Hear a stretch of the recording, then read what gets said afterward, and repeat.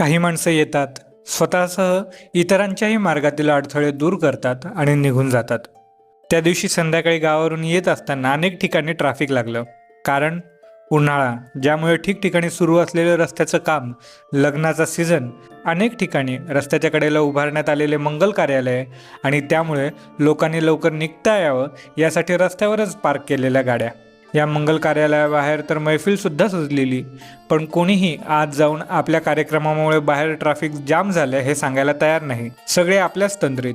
दोष कोणाकोणाला द्यावा? मी गाडीतून उतरून या साठलेल्या ट्रॅफिकला कुठे वाट मोकळी करून देता येते का हे बघायला गेलो.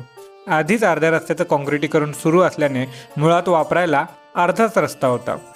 समोर जाऊन बघतोय तर लक्षात आलं, यावेळी काँक्रिटीकरण करण्यात येणाऱ्या रस्त्याच्या खाली आधीच काँक्रिटीकरण करण्यात आलेला रस्ता होता.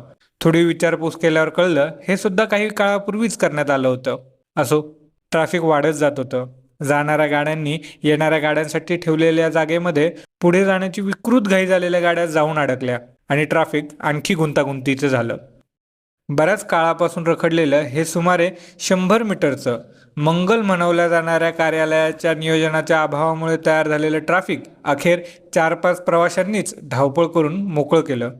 वैताग आणणारी गरमी, वाहनांची धूळ, हॉर्नचा कर्कश आवाज, यात सुद्धा मोठ्या संयमाने गाड्यांना रस्ता करून देणाऱ्या त्या 4-5 प्रवाशांची धडपड बघून मनात आलं, कोणतीही व्यवस्था, कोणतीही जबाबदारी नसताना मीच का करू? त्रास तर सगळ्यांनाच आहे.